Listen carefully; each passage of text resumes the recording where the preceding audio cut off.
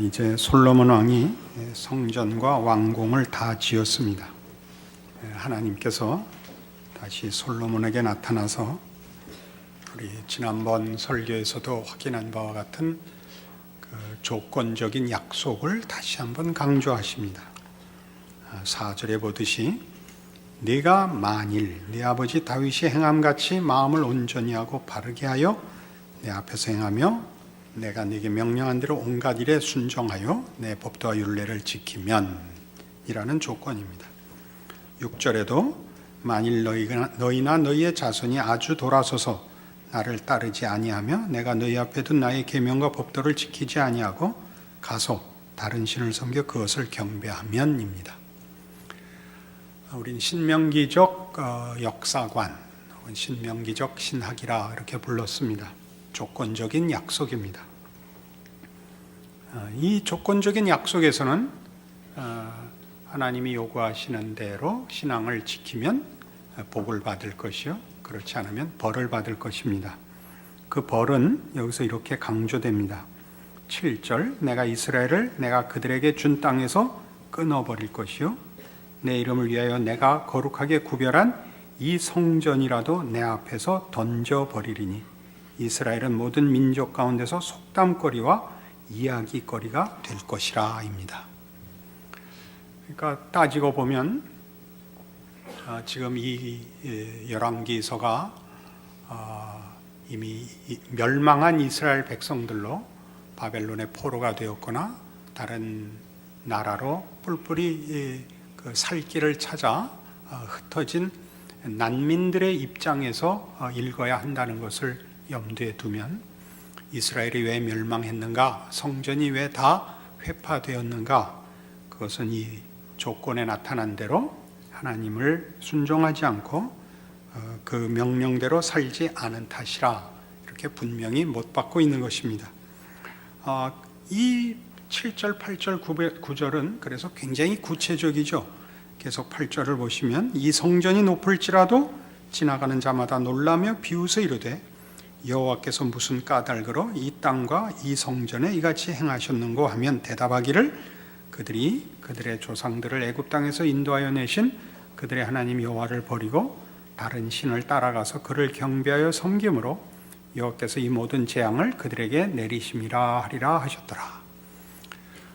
그러니까 성전의 회파는 하나님이 무능하다는 것으로는 이해될 수 없고 저들을 애굽에서 인도하여 내어 이 땅에 심으신 하나님이 저들을 내어 쫓은 것이라, 저들이 하나님을 섬기지 않아서 불순종하여 자초한 것이라 이렇게 분명하게 못 받고 있습니다.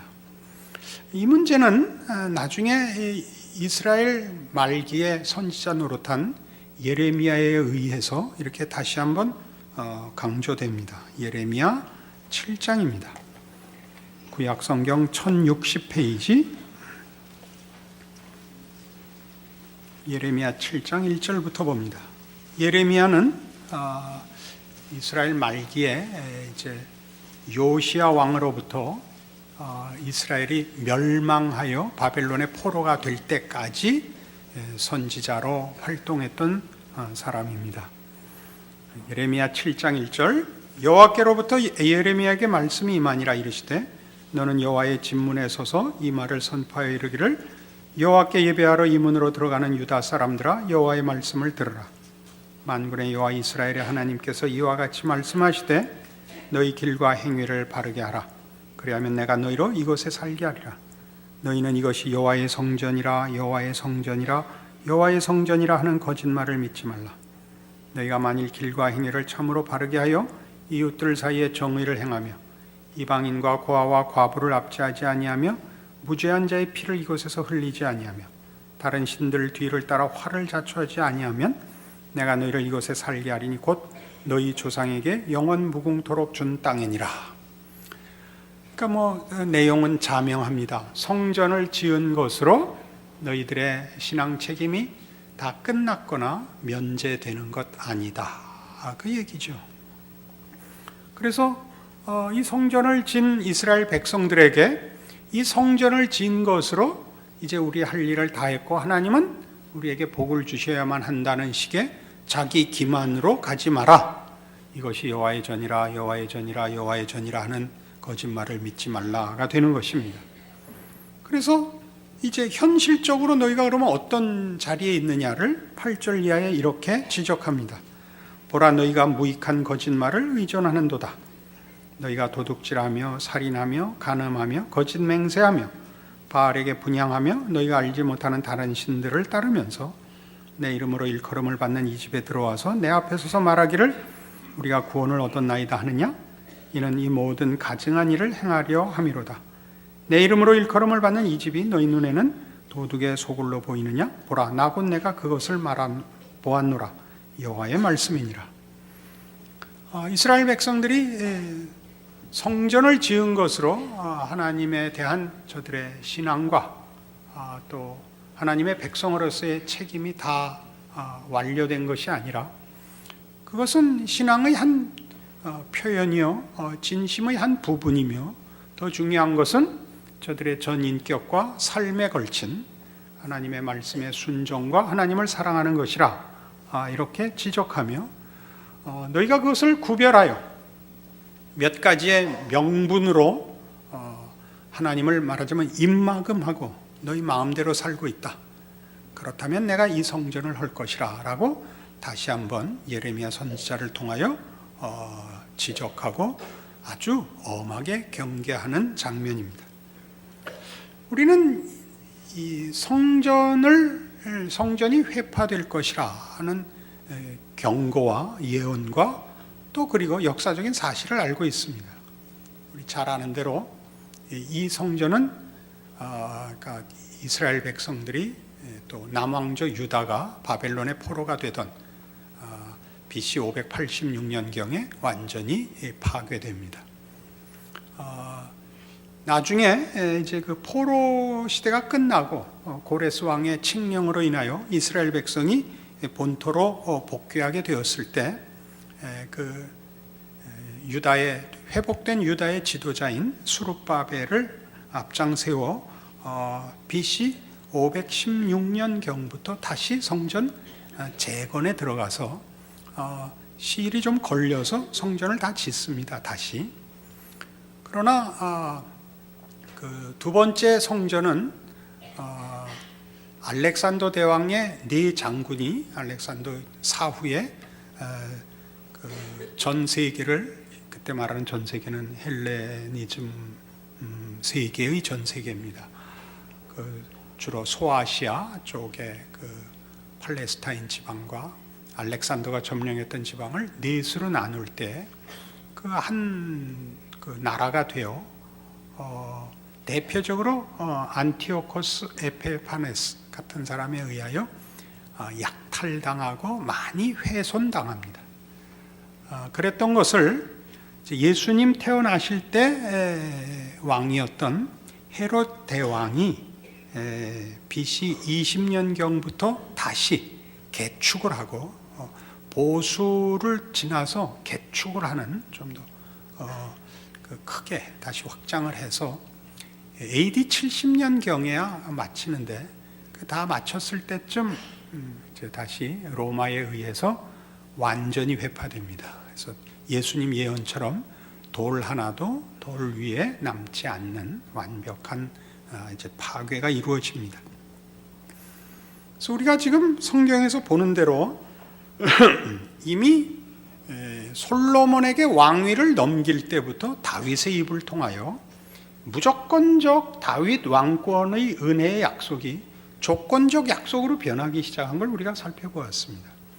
솔로몬이 성전을 짓겠다고 할 때 나타나셨던 하나님이 또 조건적인 그 약속을 거셨고, 지금 오늘 본문에서 보는 것은 이 조건적 약속이 특히 그 약속을 위반했을 때 닥쳐올 재난에 대하여 훨씬 크게 강조된 것을 봅니다. 따지고 보면 성전은 짓는 것만큼 그 회파됨, 그 파괴됨에 성경에 어떤 의미 있는 그 내용이 우리에게 자꾸 지적되고 있습니다. 요한복음 2장에 가면 요한복음 2장 13절, 유대인의 유월절이 가까운지라 예수께서 예루살렘으로 올라가셨더니 성전 안에서 소와 양과 비둘기 파는 사람들과 돈 바꾸는 사람들이 앉아 있는 것을 보시고 노끈으로 채찍을 만드사 양이나 소를 다 성전에서 내쫓으시고 돈 바꾸는 사람들의 돈을 쏟으시며 상을 엎으시고 비둘기 파는 사람들이 이르시되 이것을 여기서 가져가라, 내 아버지의 집으로 장사하는 집을 만들지 말라 하시니 제자들이 성경 말씀에 주의 전을 사모하는 열심히 나를 삼키리라 한 것을 기억하더라. 이에 유대인들이 대답하여 예수께 말하기를 네가 이런 일을 행하니 무슨 표적을 우리에게 보이겠느냐. 예수께서 대답하여 이르시되 너희가 이 성전을 헐라 내가 사흘 동안에 일으키리라. 유대인들이 이르되 이 성전은 46년 동안에 지었거늘 내가 3일 동안에 일으키겠느냐 하더라. 그러나 예수는 성전된 자기 육체를 가리켜 말씀하신 것이라. 죽은 자 가운데서 살아나신 후에야 제자들이 이 말씀하신 것을 기억하고 성경과 예수께서 하신 말씀을 믿었더라. 우리는 예수님이 이 땅에 우리를 구원하러 오셨고 하나님께서 그 구원의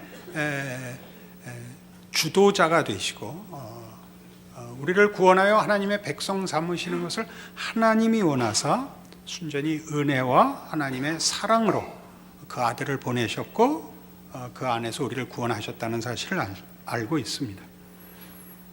지금 예수님께서 성전 안에 들어가 그 성전에 그 말하자면 시장통이 된 것을 다 정결케 하시는 장면인데 이 일을 하자 사람들이 당신이 누구길래 와서 이런 일을 하는가? 당신이 뭐길래 무슨 권위로 이 장사꾼들을 다 몰아내는가? 이건 이 장사꾼들은 이제 먼 지방에서 성전회와 제사를 지내야 되는 사람들이 재물을 가지고 오기가 불편하니까 와서 돈 주고 재물을 사곤 했는데 그것이 더 큰 일이 되고 말았던 것이죠. 성전의 그 진정한 의미와 그 내용보다 그저 제사를 지내기에 급급하고 하나의 신앙적인 표현과 수단에 불과한 피상적인 것이 되어서 장사가 더 중요한 일이 된 것을 주님께서 분노하신 것입니다. 이렇게 할 자격이 있느냐? 무슨 권위로 하느냐? 여기 무슨 표적을 우리에게 보이겠느냐? 도대체 무슨 권세로 이 일을 하느냐? 이 성전을 헐어라. 내가 사흘 만에 지을 것이라. 이렇게 대답하시는 장면이고 그것이 그의 죽으심과 부활로 제자들에게 그 말의 뜻이 이해됐다. 이렇게 말하는 대목입니다. 그러면 따지자면 예수님으로 인하여 진정한 성전이 성립된다면 사람이 지은 성전은 헐어야 된다는 뜻이 됩니다. 우리가 열왕기서에서 보는 성전의 회파는 사실은 그 백성들이 하나님을 제대로 섬기지 못하여 저들이 포로가 되고 성전이 회파되는 것인데 지금 예수님께서 성전을 헐어라. 그래야 내가 새로 짓겠다라고 말씀하신다면 우리가 짓는 성전은 반드시 헐어야 되는 문제가 되는 것입니다. 그렇지 않으면 예수님이 자신이 지으시는 성전을 우리는 가질 수가 없다는 뜻이 되죠. 그 뭘 헐어야 되느냐? 분명히 열왕기서에 나오는 것은 성전이 회파되는 것은 우리의 불신앙 때문인데 성전이 유지되는 것이야말로 우리의 신앙이 정상이며 하나님 앞에 받아들여진다는 뜻이요.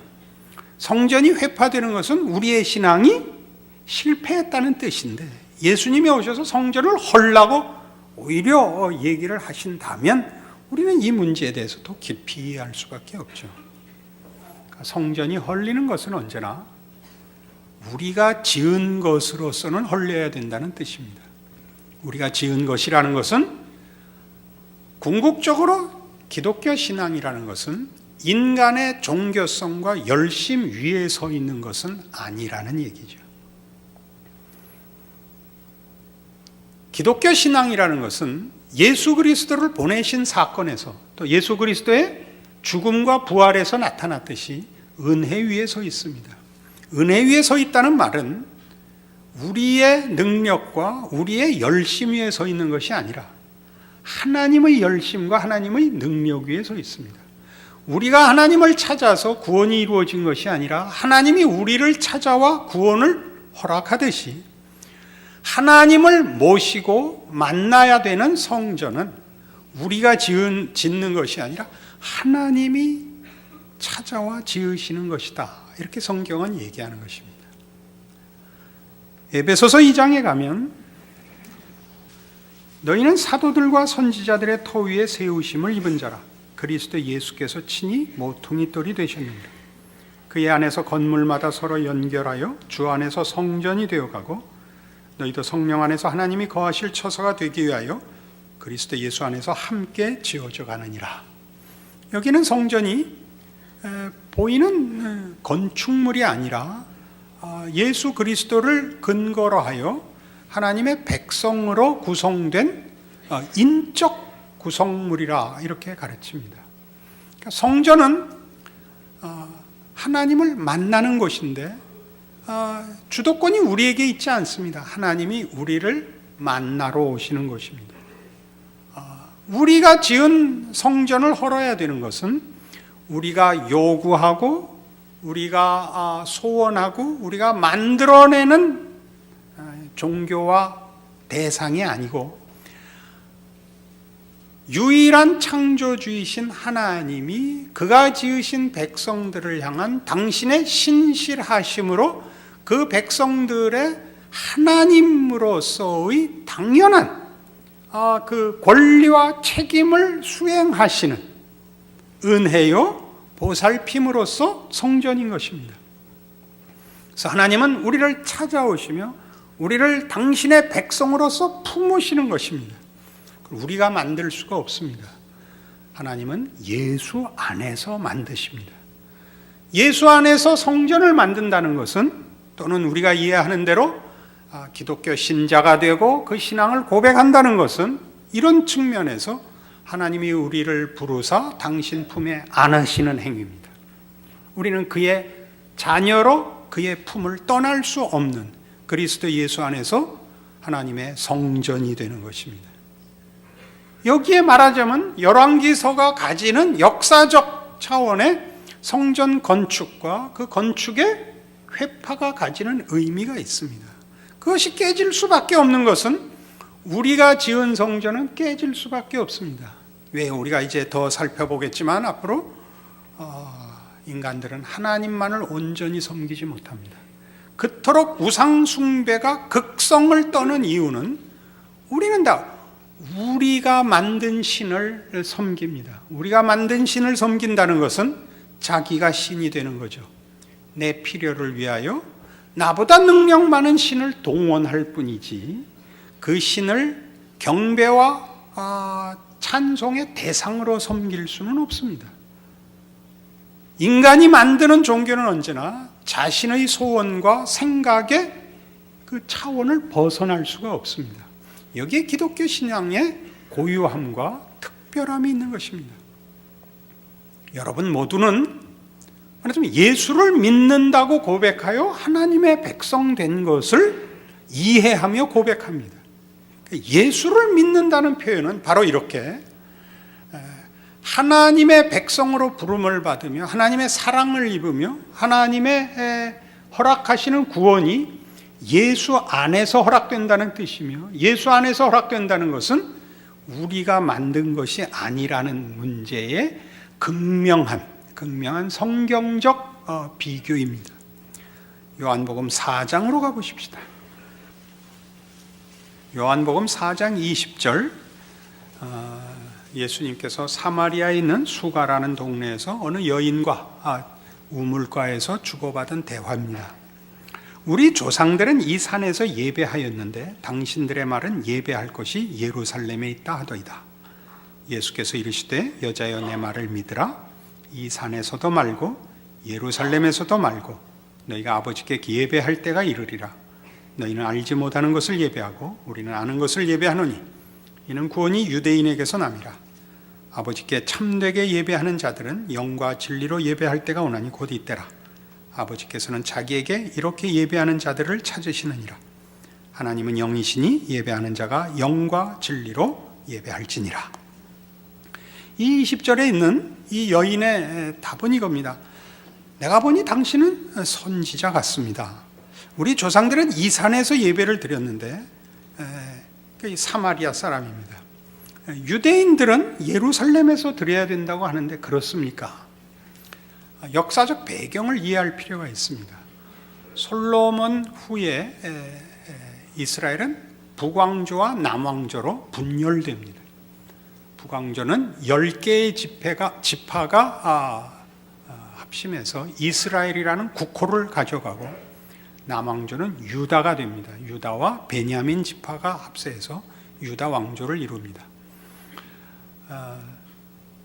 북왕조 이스라엘은 성전이 예루살렘에 있는 바람에, 그게 남왕조 유다에 속해 있는 바람에 북왕조 이스라엘의 백성들이 그 마음으로 남왕조를 정통 국가로 인정하고 북왕조를 그 마음으로부터 인정하지 않을까봐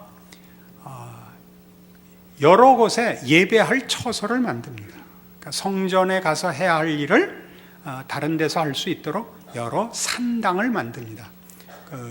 보통 이 언덕이나 산에 그 제단을 만들어 성전에서 할 수 있는 제사를 대신하게 만듭니다. 지금 그 얘기를 합니다. 우리 조상들은 이 산에서 예배하였는데, 그러니까 그 말입니다. 당신들의 말은 예배할 곳이 예루살렘에 있는 그 성전에서만 해야 된다고 합니다. 이 얘기입니다.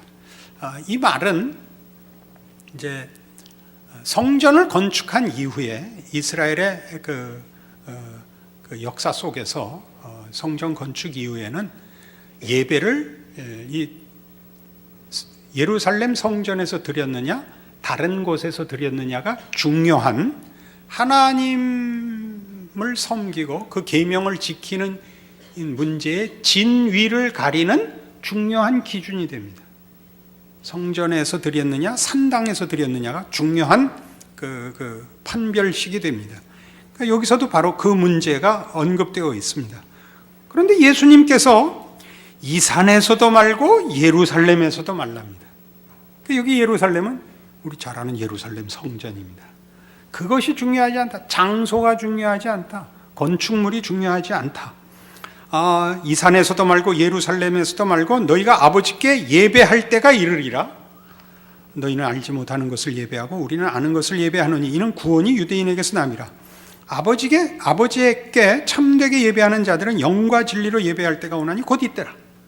예수님 당신을 근거로 하여 이제야말로 제대로 예배할 때가 왔다. 아버지께서는 자기에게 이렇게 예배하는 자들을 찾으시느니라. 하나님은 영이시니 예배하는 자가 영과 진리로 예배할지니라. 요 개정 개혁보다 개혁이 익숙해서 제가 그러는데, 하나님은 영이시니 예배하는 자가 신령과 진리로 예배할지니라. 뭐 같은 뜻의 우리말 번역의 조금의 차이일 뿐입니다. 신령과 진리로 예배할 수 있는 일, 이제 예수 안에서만 가능해지는 겁니다. 예수 안에서만 가능해진다는 것은 하나님께서 예수 안에서 우리와 화목하시며 진정한 은혜와 사랑과 허락하시는 모든 복들이 우리의 것이 될 수 있도록 모든 장애를 제거하십니다. 이것이 신령과 진정으로 드리는 예배입니다. 예수 안에서 허락된 구원입니다.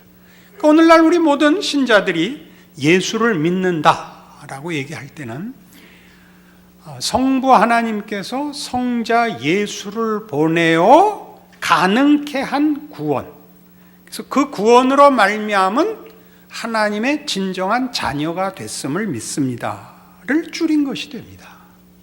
그냥 난 하나님을 믿습니다 이렇게 표현하지 않고 기독교 신앙은 꼭 예수를 믿습니다라고 얘기합니다. 여기에 그 중요한 이유가 있습니다. 우리는 하나님이 막연한 하나님이 아닌 것입니다. 이 막연한 하나님이라는 것은 우리의 도덕성이나 종교성이나 실용성으로 내가 만든 하나님이 아니다가 가장 중요하게 분별되도록 예수를 믿는다라고 고백하는 것입니다. 예수는 역사상의 인물이며 역사적 사건으로서 십자가에 죽으시고 부활하셨습니다. 그래서 다른 누구를 추상적으로나 개념적으로 상상할 수 없는 그분 한 분입니다. 기독교 신앙을 논하면 여러분이 이렇게 주의를 지키고 하나님을 믿는다고 할 때 그 하나님을 아브라함과 이삭과 야곱의 하나님, 왜 이런 말을 하냐면 역사에 등장한 하나님, 그들의 생애를 통하여 증언한 하나님, 누구나 얘기하는 그냥 하나님이 아닌 역사로 계시된 하나님, 특별히 예수 그리스도를 통하여 우리를 만나신 하나님이라는 개념에서 예수를 믿는다고 고백을 합니다. 그랬을 때 우리에게 중요한 것은 이 우리를 찾아오시고 우리에게 목적을 두시고 약속하신 하나님이라는 것을 예수 안에서 확인하지 않으면 우리의 신앙은 전혀 다른 것이 됩니다. 헐어야 될 것이 됩니다. 헐어야 될 것. 여러분의 신앙의 성숙의 과정에서 일어날 수 있는 것과 본질과 목표에서 틀리는 것을 혼동하지 마십시오. 여러분은 기도해야 됩니다. 성경 말씀을 봐야 됩니다. 성수주의를 해야 됩니다. 여러분의 삶 속에서 신자 노릇을 여러 각도로 해야 됩니다. 겸손하고 온유하고 믿음을 지키고 전도하고 해야 됩니다. 그러나 그것이 내가 지은 성전이어서는 안 된다 이겁니다. 내가 지은 성전일 때는 그것 하나로 나머지는 하나님께 순종하지 않아도, 헌신하지 않아도 되는 자신을 발견하게 됩니다. 미묘한 문제입니다. 우리 전 삶을 드리고 싶지만 아직 이렇게밖에는 못하고 있다고 느끼는 것과 내가 이것저것을 하고 있으니 나는 참다운 신자이다 라고 자신하고 실제적으로 자신의 인격과 생애를 바치지 못하는 사람이 의외로 많습니다.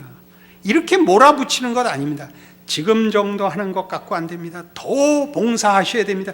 이렇게 명분으로 여러분을 떠밀자는 얘기가 아니라 하나님이 누구인지를 알고 우리의 존재와 생애를 하나님과 묶지 않고는 생각할 수 없다는 것으로 자신의 신앙을 이해하지 못한다면, 그리고 그러기엔 내가 턱없이 부족하지만 이 일이 나로부터 출발한 신실함이나 열심이나 소원에 근거한 것이 아니라 하나님이 소원해서 하나님의 열심이 나를 붙잡았다는 것을 예수 안에서 확인하는 것으로서 확인되지 않는다면 여러분의 신앙은 여러분이 지은 성전 속에 붙잡혀 있는 것입니다.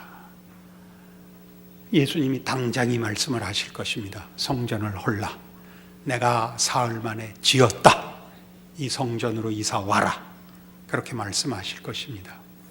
이 진정한 예수 안에서의 여러분의 신앙을 확인하게 되면 여러분은 여러분의 삶을, 여러분의 신앙을 어떤 정황이나 어떤 환경이나 또는 여러분의 신실함과 무능함까지도 다 묶어서 예수 안에 있는 하나님의 사랑과 구원함에서부터 벗어날 수 없다는 안전과 약속 속에서 자신을 돌아보게 되며, 그래서 늘 회개하고 늘 다시 소망을 가지게 됩니다. 만일 우리가 고백하는 신앙 고백의 근거가 확인되지 않으면 우리는 늘 절망과 갈등과 자만 사이를 넘나들게 될 것입니다. 여러분의 신앙을 점검하십시오. 아직도 헐어야 되는 성전인지, 예수님이 지으신 성전 안에 있는지, 그래서 하나님과 함께 살기에 두려우며 부끄러우며 그러나 안심이 되고 있는가? 오늘의 이 말씀으로 여러분의 힘을 삼으시기 바랍니다. 기도하십시다. 하나님 아버지, 은혜를 감사합니다. 하나님의 자녀가 되고 예수 안에서 부름을 받는다는 것이 어떠한 것인지 확인합니다. 그것은 하나님의 은혜요, 능력이요, 약속이요, 신실하시며 기뻐하시는 우리 모두를 향한 복입니다. 이 사실을 알고 우리의 삶을 살게 하사 우리의 삶의 어느 정황, 어느 환경, 어느 경우 나의 어떠함을 뛰어넘는 하나님의 부르심과 기뻐하심 속에 있는 우리의 존재와 운명을 확인하여 신자로서의 당연한 순종과 책임 있는 삶을 주 앞에 드리는 승리하는 하루하루의 삶을 사는 자 되게 하셔서 우리의 존재와 우리의 삶은 이 세상에 비치고 소금이며 하나님의 사람으로 사는 기적의 인생인 것을 모두가 확인하는 그런 승리하는 삶이 되게 축복하여 주시옵소서. 지금은 우리 주 예수 그리스도의 은혜와 하나님 아버지의 극진하신 사랑과 성령님의 교통하심이 하늘 하나님을 아버지라 모시게 된 존재와 삶과 운명을 기억하고 예수 안에서의 승리를 약속하고 돌아가는 심령들 위해 영원토록 함께 있을지어다. 아멘.